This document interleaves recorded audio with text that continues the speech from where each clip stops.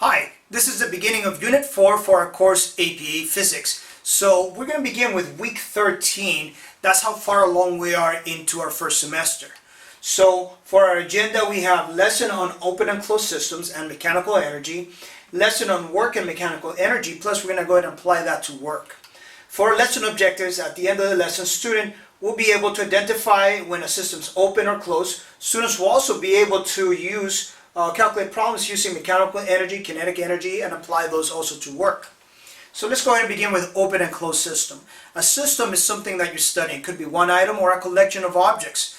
It could be, for example, maybe a nail being hit by a hammer and being driven into a piece of wood. That would be an example of a system. A system, though, does not necessarily have to be touching. You could be looking at the moon orbiting planet Earth as a system. What do you call everything around the system? Well, that's referred to as the surroundings. Now the system and the surroundings put together, that's referred to as the universe. So for all systems, under all circumstances, energy and momentum are conserved. For a closed isolated system, conserved quantities are constant. They do not change. For an open system, conserved quantities are exchanged with the surroundings. Now the next has a very good diagram giving you an idea of what is an open, closed, and an closed isolated system. Let's start with the open system. In the open system here, they have a beaker filled with water, and a couple of things that happen. Number one, something could get inside of it and out. So they have here the example of a baseball going into this beaker with water, and water splashing out. So that's an open system. Matter can get in and out of the system. Also, you can have light go in and warm the water, and work could be done. When a gas expands, it does work. So that is a possibility as well. For a closed system, now we have a lid on our beaker with water, so that baseball cannot get in, the water cannot get out. So that would be a closed system. So the matter stays in the system. Though light could still get through, and it could create heat. When a gas gets heated, it expands, and maybe it'll begin to push the cork here up so it could do work. Now in a closed isolated system, matter cannot get in or out, and also heat cannot get in or out. So no work is done, and no matter can get in and out of the system. So those are the difference between an open, closed, and an isolated closed system. So let's go ahead and take a look at our first problem. In problem number 1, they give us the following description. It says a block of mass M is released from rest at point 1 as shown on the figure, which will be in the next few slides. The block slides without frictional force along a circular arc, but encounters frictional forces as soon as it reaches the horizontal portion of the track at point 2. The block travels a distance of d along the horizontal track before coming to rest at point 3. Consider the block Earth system. In terms of mechanical energy of the system, which of the following claims is correct and why? And here's the diagram. So we have our block at point 1. It slides down and it goes here frictionless through point 2. Once it reaches point 2, there is friction, and it slides from point 2 all the way to point 3 where it goes to a full stop. It finally comes to rest. So the question is this an open or closed system? So here are our options. The system's open because there's a net force exerted on the block. Actually, letter A is the answer, the correct answer. It is an open system. You have force due to gravity going straight down, and then you have force due to friction, which will be slowing down the block in that direction. So gravity is down, friction is this direction. Since they are going one on the y-axis, the other one on the x-axis, they do not cancel each other out, so there is a net force. So that's what they're referring to here. It is an open system because there is a net force working on this block. Next, let's go ahead and talk a little bit about the definition for work. Work and mechanical energy. In physics, work is done only if an object is moved through some displacement while a force is being applied. So if there's no displacement, no work was done. So if I put a lot of effort into pushing on this whiteboard, but it's not moving anything, I may have spent a lot of energy pushing on it, but in reality I did no work since there was no displacement. The board never moved. So formula for work is equal to F multiplied times D, where F is force and D is displacement. Alright, for force is going to be measured in newtons. D, displacement, is going to be measured in meters. Now the little symbol right there, it means parallel. So when force and displacement are parallel to each other, that's how you solve for work. So let's go ahead and move along. the unit for work is a joule. A joule is really a Newton multiplied times a meter. Now remember that a Newton is really a kilogram times mass divided by a second squared. So if you multiply a meter into it, now it becomes kilograms times meter squared divided by a second squared. So there you see what a Newton is. Joule equals Newton times a meter, and here is a joule, kilograms times meter squared over second squared. Now, a person lifting a box, they're putting force up, and the displacement of the box is also up, so they're parallel to each other. So they're doing positive work. Now, if the person goes ahead and puts down the box, at that point it will be negative work. So displacement is down, and the force due to gravity is down as well. So they're going in the same direction. Now, what happens if the force is applied and they're not parallel? The displacement and the force are not parallel to each other. So that same formula is modified a little bit to give us this formula, where W equals F multiplied times the cosine of theta multiplied times the displacement. Now, why cosine of theta? Let's take a little bit of a time to go ahead and talk about why cosine. If you look at this diagram, the force is being applied at an angle theta. But the displacement is along the x-axis. So therefore, we're going to want the force right here along the x-axis. So notice how the angle is here, and this arrow is adjacent to the angle. So therefore, that would be cosine. Cosine is adjacent over the hypotenuse, which is the force being applied. So that's why this formula has a cosine there. Alright, now we should take a moment to talk about this diagram here. In this diagram, there's actually no work being done. This person goes ahead and picks up a bucket of water and then takes it to the side. Now the displacement is on the x-axis, but the force is being applied straight up on the y-axis. So that's at a 90 degree from each other. If you put 90 degrees in the cosine of 90 degrees is 0. So it'll be 0 times F times D. That'll give you 0 work is being done. So one more time, if the force is perpendicular to the displacement, 0 work is being done. For our second problem, they ask you is, place the following in order from most positive to most negative. Alright, so we're going to go ahead and work on this one. So we have picture A, B, C, and D. And the picture that's going to give us the most work will be this one. See, notice how they're parallel to each other. The force and the displacement, they're parallel to each other. So that's going to give us the most force. So they asked us to rank them. So it's going to go ahead and be C would be first. And that's going to be greater than, for our next one, we're going to go ahead and choose A, which is actually 0. That's like the previous example we talked about with the bucket of water. And here we have the force going straight up, and the displacement to the right is at 90 degrees. So that is a 0. So I'm going to go ahead and put that one next. But that 0 is greater than this formula, where we have this scenario where we have the displacement going this way and the force going against it. Alright, so what we're going to get is, if you break this arrow down, the blue arrow for force into its components, you have force going away from your displacement and up. So that's going to go ahead and give us a negative answer. So some negative work being done there. So that's where we're going to go ahead and put it towards the end. And then the last one, notice the displacement, the force is completely against it. That's going to give us negative work there. So that will be our smallest value for B. So that takes care of problem number 2. Alright, let's go ahead and move along to our next problem. In problem number 3, we'll look at a spring. So problem 3 asks you as the following. It says, problem 3, an object of mass m is attached to a spring on a frictionless inclined plane that makes an angle of theta. So there's a picture right there. So you see the spring, you see the object attached to the spring at the end. There's the angle theta, and it's a smooth frictionless surface. So the problem continues, says the object is released from rest with the spring in its unstretched position. As the object moves on the plane, its displacement from the unstretched position is x. So it began here and it got stretched a total of x distance.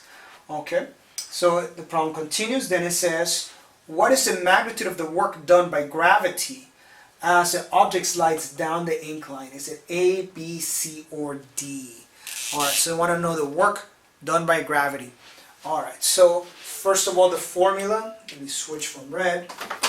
The formula is going to be, well, work is the force multiplied times the displacement. Now in this scenario, let's go ahead and draw it out. We have our block who went a distance of x. So for our final answer, we're going to replace the d with an x because that's the displacement was x displacement. Okay, now what force is acting on this block? It is just one force, that is gravity, and there is a normal force, but we're not concerned with that yet because the question was how much work is gravity doing. So we're not concerned with the normal force. Okay, and so we're going to break this arrow down into its components. So here's its y component, that's its x component. The angle is theta here. And notice that this arrow is parallel to the displacement. So that's the one we want.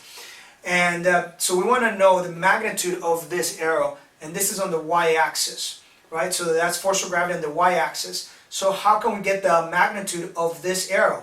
Well, notice that it's opposite the angle, and we have the hypotenuse. So what is opposite of a hypotenuse? That's sine. So I'm going to go ahead and say sine of theta, it's equal to, let's call this one force of gravity on the x-axis. Force of gravity on the x-axis over force of gravity mg. I'm going to go ahead and isolate the force of gravity on the x-axis by multiplying times mg. They cancel out. So force of gravity on the x-axis is equal to mass times gravity times sine theta. There we go.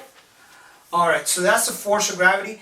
And the x-axis, that's what we want because it's parallel to the displacement of this block. So that's the force of gravity on the y-axis. So we're going to go ahead and put that as our force and x as our displacement. So as I substitute, that's going to be mass times gravity times sine theta multiplied times the displacement, which was x. So we're looking for the formula that has all of these. And they put the x here next to the g, but it's the same formula. So the answer for this question will be letter A. Up next for us, we're going to go ahead and take care of example number 1. Example number 1 states the following. An Eskimo returning from a successful fishing trip pulls a sled loaded with salmon. The total mass of the sled and the salmon is 50 kilograms. And the Eskimo exerts a force of magnitude 1.2 times 10 to the 2 newtons, which is 120 newtons, on the sled by pulling on a rope. Part A, they ask you, how much work does he do on the sled if the rope is horizontal to the ground, so theta equals 0, and he pulls the sled a grand total of 5 meters, which is now our displacement. So for part A, we're going to go ahead and use this formula. Work equals force times distance. Since both are parallel to each other, the force and the displacement, we can go ahead and use this formula. So we're just going to go ahead and simply multiply the force of 120 newtons, multiply times the displacement, which is 5 meters. And once we do that, we get our answer, which is 600 joules of work that was done by the Eskimo on the sled. In part B, they ask you, how much work does he do on the sled if theta equals 30 degrees and he pulls the sled the same distance, 5 meters? Now we have to modify the formula slightly because the Eskimo is now pulling at an angle. So now we put in cosine theta into the formula to adjust for that angle. Alright, so it's going to be the same force, 120, cosine of 30 degrees, and the displacement is 5 meters. So you go and you plug that into your calculator, and you're going to get your answer, which is 520 joules if you round a little bit. So that's the answer for part B. And part C says, at a coordinate position of 12.4 meters, the Eskimo lets up the applied force. A friction force of 45 newtons between the ice and the sled brings the sled to rest at a coordinate position of 18.2 meters. How much work does the friction do on the sled? The first thing that I want to solve for in this problem is going to go ahead and be, what is our displacement? We started at 12.4 and we finish at 18.2. So first part of problem C, I'm going to go ahead and find the difference. 18.2 meters minus 12.4 meters. And for that, let me go ahead and use my calculator. 18.2 minus 12.4, that gives us 5.8 meters. So that is our displacement. Okay, next, they want to go ahead and they tell you that the friction uses a force of 45 newtons. So they want to know how much work is done by the friction. So the formula we're going to go ahead and use will be the first one, because friction is going to go ahead and be parallel to the displacement as well, in the opposite direction, but they are parallel. So we can go ahead and use that top formula, friction times displacement. So how much work is done by friction? We know that it's putting a force of 45 newtons. And I'm going to put a negative because friction is going in the opposite direction. So that's why 45 is negative. And our displacement is 5.8 meters. So multiply to get a total, and it is 45 times 5.8. So our answer is going to go ahead and be negative 261 joules of work done by the friction on the sled. Okay, that takes care of example number 1.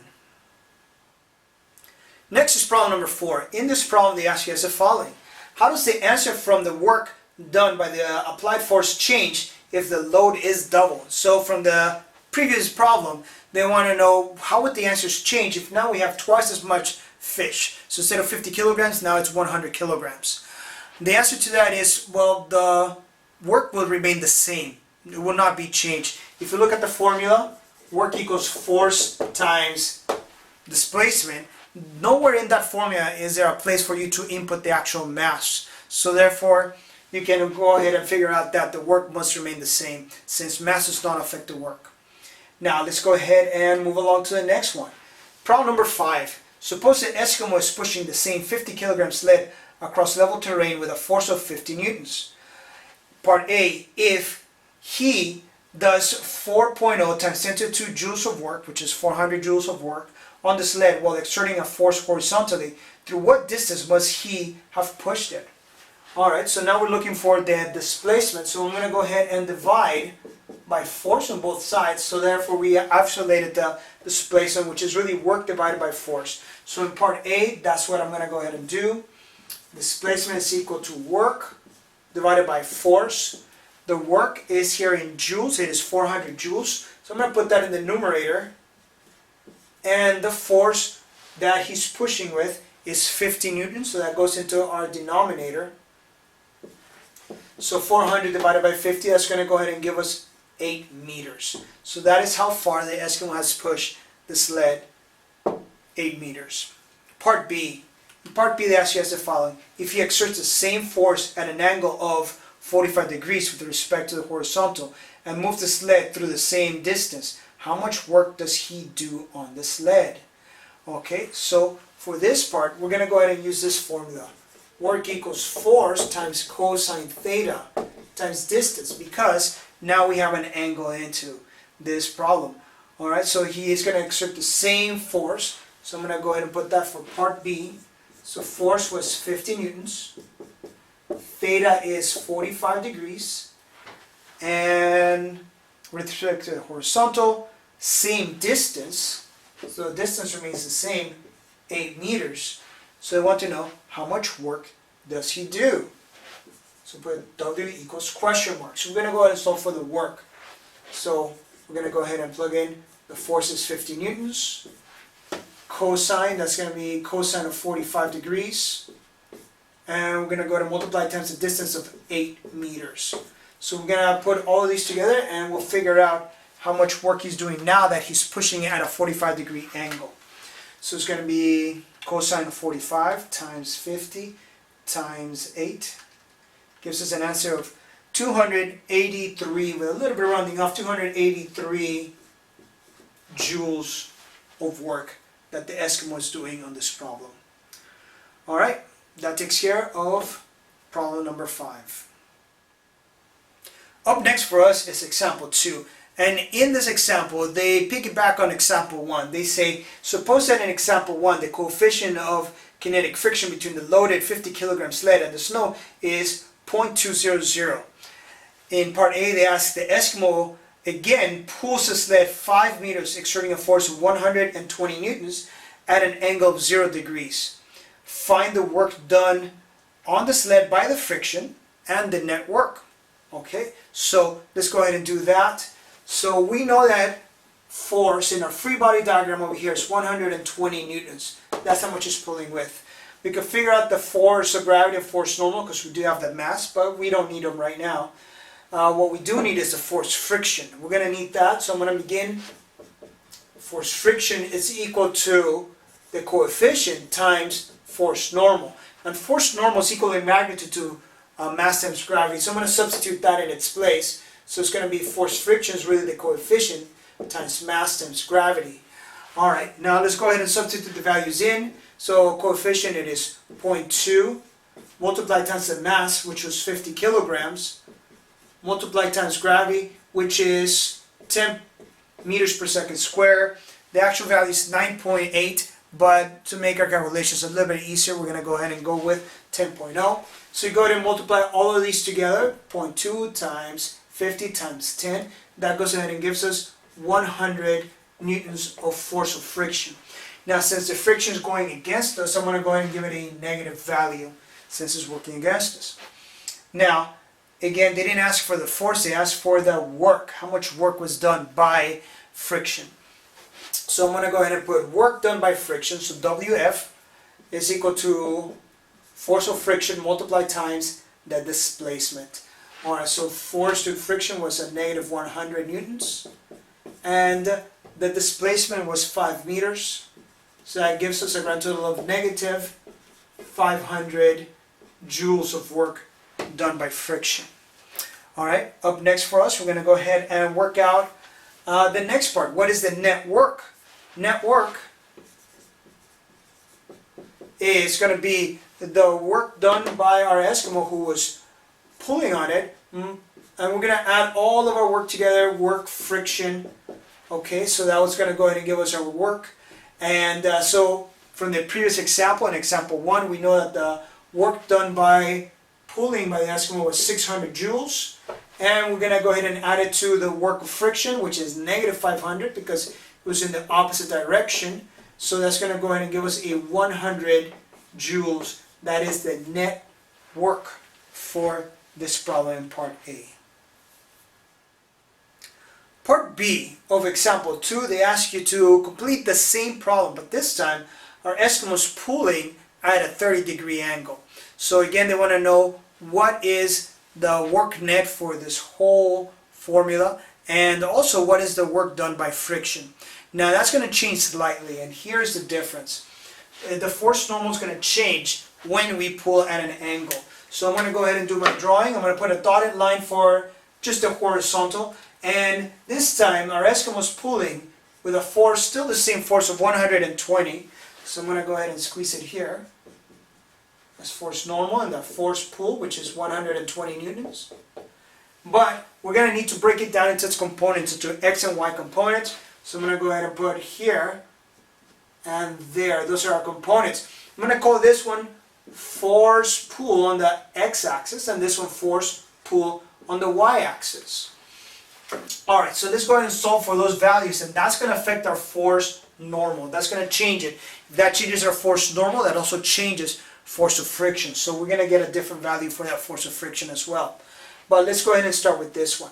So our angle is 30 degrees, so there's our theta, 30 degrees, and that is force pull on the X-axis. We're going to go ahead and solve for it. Notice how it's adjacent to the angle, and we have the hypotenuse. So we're going to go ahead and solve for that. So it will look like this.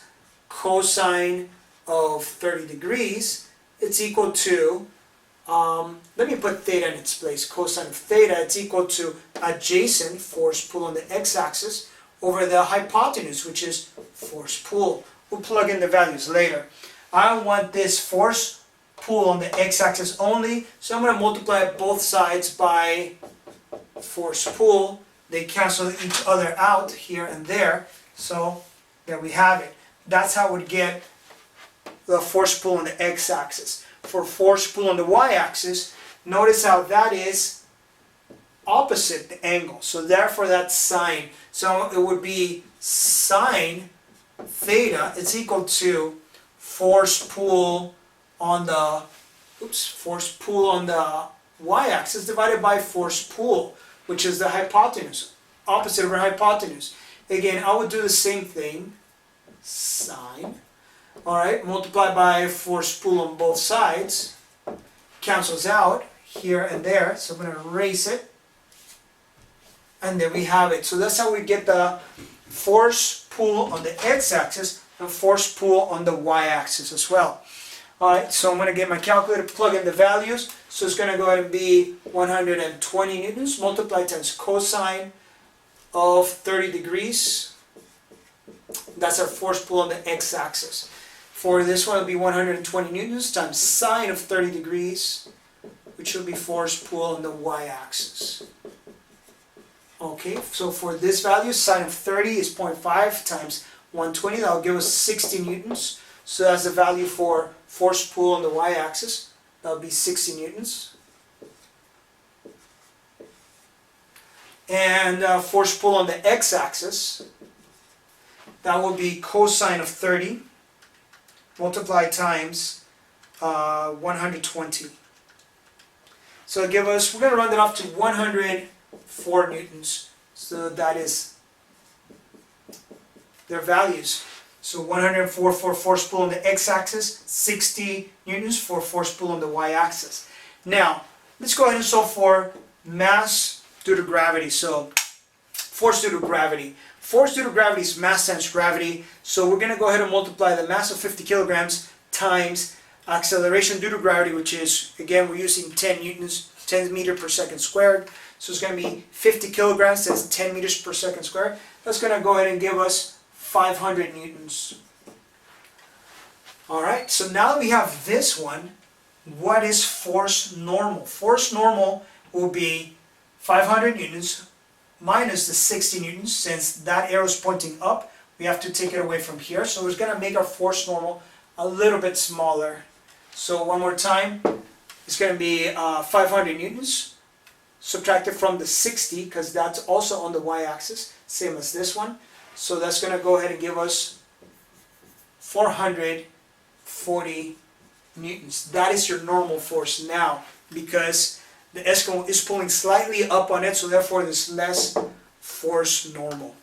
Alright, now that was an important value to get, because we need that force normal to get the friction. So now what's our new friction now? So force friction is equal to the coefficient times the force normal. Alright, so the coefficient is still 0.2 multiplied times force normal, which is 440 newtons. And that's going to go ahead and give us the following: 88 newtons of force, or friction. So there we have it, that's force friction, 88 newtons of force. Newtons. Alright, so now we can go ahead and figure out what force did, or how much work did the force of friction do. So we're going to go ahead and put that in. Work due to friction is equal to force of friction times the displacement. Force friction was 88 newtons. I'm going to multiply that times the 5 meters of displacement. So that goes ahead and gives us 440 newtons. Now, again, that notice is going away, so I should have labeled that negative. It's going away from us, so that's negative, and that's negative. Next, how much work is done by our Eskimo? Eskimo is going to work from the pulling, which is work really done by the Eskimo. I could use this one, the force pull on the x-axis. I'm going to use force pull on the x-axis times the displacement, which is 104 newtons multiplied times 5 meters. So 104 times 5 gives me 520 newtons positive. Now what's the work net? We're going to go ahead and put them together. So it's going to be work, add them all up. Push plus friction, and so that's be 520 plus negative 440, so that's just negative. So that gives us 80 joules of work. My goodness, I used the wrong unit for these guys. My apologies. Those are joules. Work is measured in joules. Alright, so that is our answer for example number 2. Up next for us is problem number 6, and in this problem they ask you, how does the net work change in each case if the displacement is doubled? Okay, so if the displacement were doubled, let's take a look at this formula here. So instead of a 5, we're going to have a 10 here as well as here. So it will be the same force of friction, same force pull on the x-axis, but we're changing the 5 to a 10. So that will double this value. So instead of being 440 joules, it would actually be our new, let me write it here, force friction would be negative 880 joules. For our force push, that's going to be 104 times 10, so work will be 1040 joules.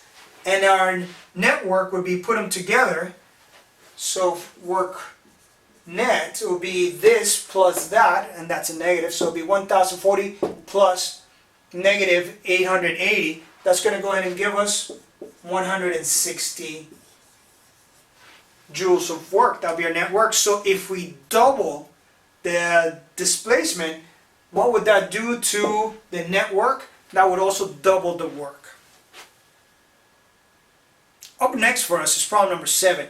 In this problem, they ask you the following question. It says, the Eskimo pushes the same 50 kilograms lead over level ground with a force of 175 newtons exerted horizontally, moving a distance of 6 meters over a new terrain. If the net work done on the sled is 1.5 times 10 to 2 joules, 150 joules, find the coefficient of kinetic friction. That is part A. Alright, so for part A, we have the net work, which is really the work done by the Eskimo by pushing, so that's the P, plus the work done by the friction. Now I did say plus, but because friction is going the other direction, a positive, that's a negative, we're going to end up with a negative right there. Now let's start substituting the values, what is work for the Eskimo pushing and what is work for the friction. So I'm going to bring this one down. Work net is equal to work push, which is really force push multiplied times distance, minus work due to friction, which is force friction multiplied times distance. One more time. Alright, let's go ahead and keep going. What's force friction? Well, force friction is the coefficient times force normal. So I'm going to go ahead and put that down. Work net is equal to force push times distance minus the coefficient times force normal, which force normal has the same magnitude as force times gravity. Alright, so that's our formula. Now we want to go ahead and isolate that coefficient symbol. So we're going to go ahead and move stuff around a little bit. I'm going to move it over to this side so I can get rid of the negative. So it's going to be work net plus the coefficient times mass times gravity times displacement. It's equal to force push times distance. Now I'm going to move the work net over on this side, so by subtraction, so I end up with the coefficient times mass times gravity times displacement is equal to force push times distance minus work net. Finally, I want just a coefficient, so I'm going to divide both sides and by mass times gravity times displacement. So that's going to go ahead and mean force push times distance minus work net. It's equal to mass times gravity times displacement. Alright, so that's how we're going to go ahead and solve for the coefficient of kinetic friction for this new surface. So let's plug in the values. Force push is going to be 175 newtons multiplied times the distance of 6 meters. I'm going to subtract it minus the net work, which is given right here, which is 150 joules. All of it divided by mass, which was 50 kilograms, multiplied times gravity, which we're going to use 10 meters per second squared, and multiplied times the distance of 6 meters. Alright, so we get your calculator. I'm going to go ahead and solve for this problem. At the very top, it's going to be 175 times 6. And that gives us 1050 joules minus 150 joules. And the denominator is going to be 50 times 10 times 6. It's going to be 3000 joules. Now, we subtract here and divide it by 3000. and it's going to go ahead and give us the following answer. By 3,000. 0.3. Now, no units for this one. All the joules cancel out. The coefficient of either static or kinetic friction, they have no coefficients. So that is your answer for part A of problem number 7. Next is part B of problem number 7. In this one, they ask us to repeat the exercise from part A with the same data, which is the mass is 50 kilograms, force push is 175 newtons. The net work was 150 joules and the displacement was 6 meters. But this time we're assuming that the Eskimo is pulling upwards at 45 degrees from the horizontal. So again, they ask us, can you figure out what is the coefficient of friction with the ice?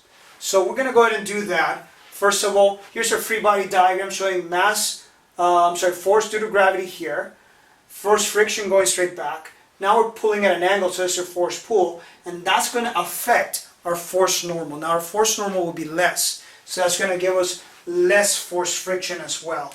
Alright, but we begin by finding the components of this force. So the force pull, I'm going to break it down into its components. There's this one and that one. We're going to go ahead and call this one force pull on the x-axis, and to solve for that one, we're going to take a look at the angle. And notice that the angle is adjacent to it, and we do have the hypotenuse, which is 175. So to figure out the force pull on the x-axis, it's going to go ahead and be the following.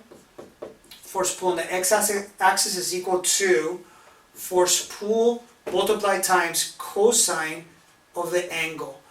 Now, on the other side, on the L, we got force pull on the y-axis. To solve for that, it's going to be the following. Force pull on the y-axis is equal to, notice how it is opposite the angle, so I'm going to say it's force pull multiplied times sine times theta.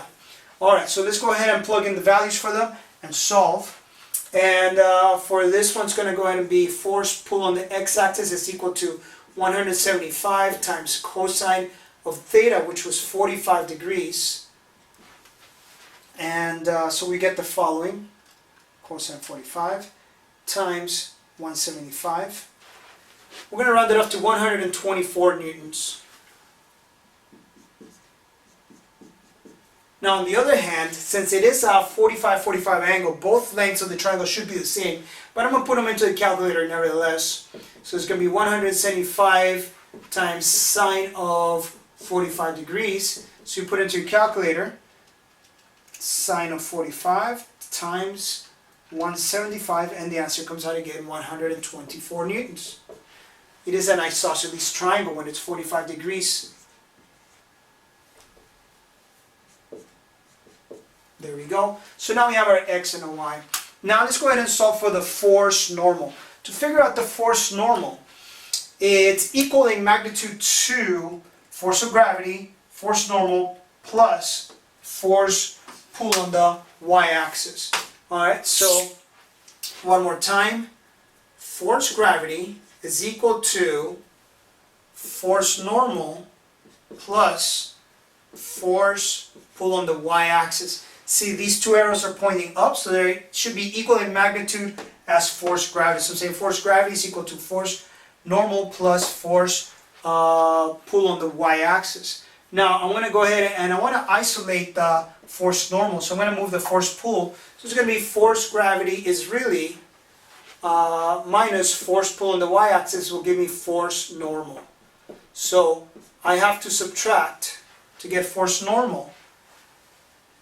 Force of gravity, 500 newtons, minus force pull on the y-axis. So I'm going to go ahead and get my calculator, and that's going to give us our force normal. 500 newtons minus 124. So our force normal is really 376 newtons. That's going to be its value. Alright, so now we have those values, we can go ahead and start solving for the coefficient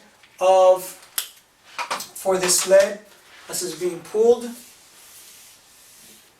So one more time, work net, it's equal to the work that's being pulled minus the work of friction. Alright, now we're going to go ahead and solve for the coefficient. The coefficient is in friction. So we're going to move this around a little bit, move the friction over on this side by addition, and we're going to move the work net over to this side. We're going to subtract on both sides, so there we have it.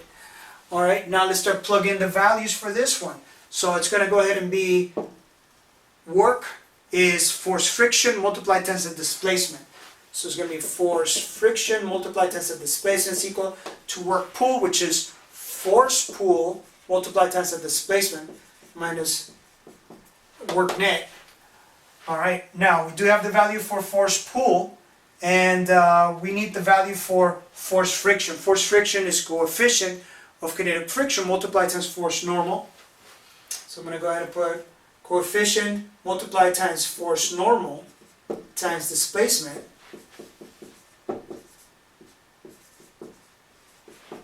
Okay, and now we want to go ahead and isolate it. So we're going to go ahead and divide both sides by force normal times displacement. Force pull times distance, displacement, subtracted from work net, divided by force normal times distance. Alright, so we got all of these values. We can go ahead and plug them in and solve for the answer. Okay, and so that's going to go ahead and give us the following. Force pull, it is 175, but actually this one, where since we're pulling this direction, I should actually put force push on the x-axis here. Alright, so that's 124 newtons multiplied times the 6 meters we're traveling minus the net work that was given to us, 150 joules, divided by force normal, which is 375 newtons, multiply that times the displacement, which is 6 meters. Alright, so get your calculator and let's take care of the top part first. 124 times 6, subtract that from 150, it gives us 594 joules. On the denominator we have 375 times 6, 376 times 6, it gives 2,256 joules. So we go ahead and divide. And the answer it is 0.26. So that would be the coefficient of between the ice and the sled for this new terrain. Up next we're going to go ahead and discuss kinetic energy and work. First of all, what is kinetic energy? Kinetic energy is the energy that an object possesses when it has both mass and it's also moving. So here's the formula for kinetic energy. K equals 1/2 mass times velocity squared. So m is mass measured in kilograms, velocity is in meters per second, and it is squared. Now I do have to say about the symbol K, in some books they use for kinetic energy the symbol Ke as well. So be ready from one textbook to the next to change that symbol. The change in kinetic energy of an object depends on the force exerted on the object and on the displacement during an interval that the force is exerted. So the symbol for the change in kinetic energy varies from textbook to textbook as well. Whereas I've seen some change in kinetic energy would be the triangle, which means change. It's Greek letter D, delta. So it would be delta Ke or delta K or delta E as well. So again, it changes from textbook to textbook. So delta E equals work, which equals force times displacement. So the net work on an object can be found using this equation. So work net equals force net times distance. Distance traveled. So in the picture right here, we got two opposing teams facing each other. If two players go against each other and neither of them moves, if there's no displacement, then no work is done, even though they're putting a lot of effort into keeping the opposing player from moving forward. Now net work can also be found using the change in kinetic energy. So net work is the change in kinetic energy final, which is Kf, minus kinetic energy initial, which is also change in energy. So the above formula is known as the work energy theorem. In problem 8, we're asked the following question. Suppose a car is traveling at a speed of v and it skids a distance of d after its brakes lock. Estimate how far it would skid if we're traveling at double the velocity, so 2v. when the brake's locked. Alright, so for this problem we have the kinetic energy, which is 1/2 mass times velocity squared. And when they have this much, it travels a distance of d. Now, in this scenario, they're going to go ahead and tell us, now what if we double the velocity? So we're going twice as fast. How much further would it go? Alright, so we're going to replace the velocity with 2v squared. So now notice that both the v and the 2 will get squared. So that's going to go ahead and be 1/2 mass times 4v squared. So I'm going to go ahead and move the 4 out. 4 1/2 mass times velocity squared, which was the same thing as d, so it will go 4 times the distance if you double the velocity. Next is problem number 3. And in problem 3, they tell you guys the following. The driver of a 1 × 10⁻³ kilogram car traveling on an interstate at 35 meters per second, which is nearly 80 miles per hour, slams on his brakes, avoiding hitting a car in front of him, which had come to rest because of congestion ahead. After the brakes are applied, a constant kinetic friction force of magnitude 8 × 10⁻³ newtons acts on the car. So in part A, they ask you, at what minimum distance should the brakes be applied to avoid a collision with the other vehicle? So that's part A. So they want to know the distance. So we're going to go ahead and use this formula. The work net is equal to the force net multiplied times the distance. So in this case, we're going to be solving for the distance.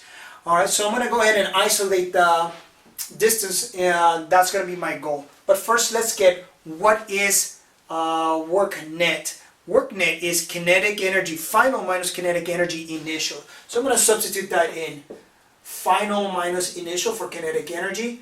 And what is the net work? There's only one force here that is the net work. We do have 3 to begin with. We have gravity, normal, and friction. Since normal and gravity are going to be the same magnitude, they cancel each other out. So the net force, the only one left over, is force friction. So my force net is really force friction times distance. Alright, now I also want to go ahead and get rid of one of these, force, the kinetic energy final, because at the end the velocity of the vehicle is going to be 0 meters per second. So therefore that one is gone. So I'm just going to put minus kinetic energy initial is equal force friction times distance. Now I want to solve for distance. I'm going to go ahead and move the force friction over here. So it's going to be 1/2 mass times velocity squared, initial velocity squared, divided by force friction, and that's going to go ahead and give us the distance. Okay, now let's go ahead and plug in the numbers. By the way, that 1/2 we can go ahead and make it even a little bit better looking. It's going to be like this: mass times velocity squared over 2 times force friction. Just bring down the half. Alright, now let's go ahead and plug in the values for these guys. So it's going to be displacement is equal to negative the mass of the vehicle, which was 1,000 kilograms, multiplied times its initial velocity, that was VI of 35 meters per second, and you square that value, and is divided by the friction, which is 8,000 newtons. Now, notice that the friction is going against us, so it's going to be a negative 8,000 newtons. That negative and that negative will cancel each other out, giving us a positive displacement. Alright, let's plug it into the calculator. So it's going to go ahead and be 35 times 1,000 divided by 16,000. That gives us 76.5 meters. That is the total displacement for part A of example 3. Next, in part B of example 3, they ask you if the distance between the vehicles is initially only 30 meters, at what speed would the collision occur? Remember that in part A we figured out that the vehicle would need 76 meters, give or take, to go ahead and come to a full stop, but there's only 30 meters here, so there will be a collision. At what speed does this collision take place? So we go back to this formula that we started this. Work net is equal to force net times distance. Now we're going to go ahead and start substituting. Work net is kinetic energy final minus kinetic energy initial. So I'm going to write that down. Kinetic energy final minus kinetic energy initial. And force net, there's 3 forces acting here. Force gravity, force normal, and force friction. Normal and gravity will cancel each other out, so the net force is just really force friction. So I'm going to write that down, force friction times distance. Next, I want to isolate the final velocity, that's what we're looking for. So I'm going to move the kinetic energy initial over on this side. So I end up with this, kinetic energy final is equal to friction times displacement plus kinetic energy initial, because I added kinetic energy initial to both sides. Now, what is kinetic energy initial? Kinetic energy initial is just really 1/2 mass times velocity square. So I'm going to put here 1/2 mass times velocity final square is equal to force of friction times displacement plus 1/2 mass times velocity squared of the initial velocity. Alright, now I want to isolate that VF. So first I'm going to go ahead and multiply this whole thing by 2 to get rid of the halves. I really want to get rid of the halves, so I'm going to multiply everything by 2. So it's going to give me mass times velocity final squared is equal to 2 times force of friction times displacement plus mass times velocity initial square. Now I'm going to go ahead and divide by m on both sides. And I'll do it on this side as well. And that cancels out the m. I'm just going to go ahead and erase it. And finally, I want just the VF, not VF squared, so I'm going to square root the whole thing. And there you have it. That gets rid of the square. Alright, now let's go ahead and plug in all the values. For velocity final, that's going to go ahead and be 2 multiplied times force of friction, which is negative 8,000 newtons, multiplied times the displacement, which is only 30 meters. We're going to add that plus the kinetic energy initial mass times velocity initial squared. So the mass of the vehicle was 1,000 kilograms multiplied times 35 meters per second. Square that. All of this is divided by the mass, which is 1,000 kilograms. Okay, so up next, don't forget that we do have to square root this whole thing. So I'm going to get the following. So it's going to be, let's see, let's start with this on the left. 2 multiplied times 8,000 multiplied times 30. And that's going to give me negative 480,000. Okay, and that's going to be in joules. Leave that out yet. Alright, next, I want to go ahead and get, it's going to be in joules. Multiply both of these, so it's going to be 35 squared. Multiply times 1,000. It's going to give me 1,225,000 joules. And all of this is going to divide it by 1,000 kilograms. And that's a plus in between them. And whatever I get from that, I'm going to square root. So I'm going to add this, subtract it from that. And let's see, 480,000 divided by 1,000 gives me 745. I'm going to go ahead and get the square root of that. And the answer is 27.3 meters per second. And that is the velocity of the vehicle when they collide. Alright, the units on this one, the joules is really kilograms, that's meters squared per second squared. So the kilograms canceled out, leaving meters squared per second squared. When we do the square root, that gets rid of the square, so it's just meters per second. And that's how you get the units. Alright, and that is the answer for part B of example 3. In problem 9, we're asked the following question. Qualitatively, so without doing all the math, how would the answer for the final velocity change in part B if it's raining during the incident? Well, if it's raining, we can assume that the road's going to be slick, therefore the friction is going to be much less. And if there's less friction slowing down the car's going to go ahead and fail to slow down, so it's going to be traveling at a higher velocity when it collides with the vehicle in front. So that would be the answer for part 9. The velocity would be larger. Our last problem is problem number 10. In this problem, they tell you guys the following. A police investigator measures a straight skid marks of 27 meters long in an accident investigation, assuming a frictional force and the car mass are the same as in the previous problem, so that'll be 8,000 for the frictional force and the mass 1,000 for the car. Then they ask you, what is the minimum speed of the car when the brakes locked? So the final velocity is going to be 0 because we're assuming the car came to a stop. Initial velocity, that's what they want. How fast was this car traveling when it started to lock its brakes? So we're going to use the same formula. Here we have work net is equal to force net times displacement. The displacement is given to us. Now the force net, let's start there. There's 3 forces acting on this vehicle. There's gravity, normal, and friction. Since normal and gravity are going to cancel each other out, the net force, the only one left over, is friction. So we're going to go ahead and put force friction here, which we do have. Work net is kinetic energy final minus kinetic energy initial. Now I want to get rid of one of these. See, the final one, the velocity is 0 at the end. Alright, so that's going to be cancelled out because it's at 0. So we just wanted to simplify the formula. Here kinetic energy is going to be 1/2 mass times velocity initial square, which is equal to force friction times displacement, which is what we're looking for. We're looking for the initial velocity. Now we want to go ahead and isolate that initial velocity, so get rid of the half, get rid of the mass, and we're going to go ahead and do that. I'm going to multiply both sides by -2, so we can get rid of the negative right here. So that's going to give us mass times velocity initial squared is equal to -2 F, sorry, I should say force of friction,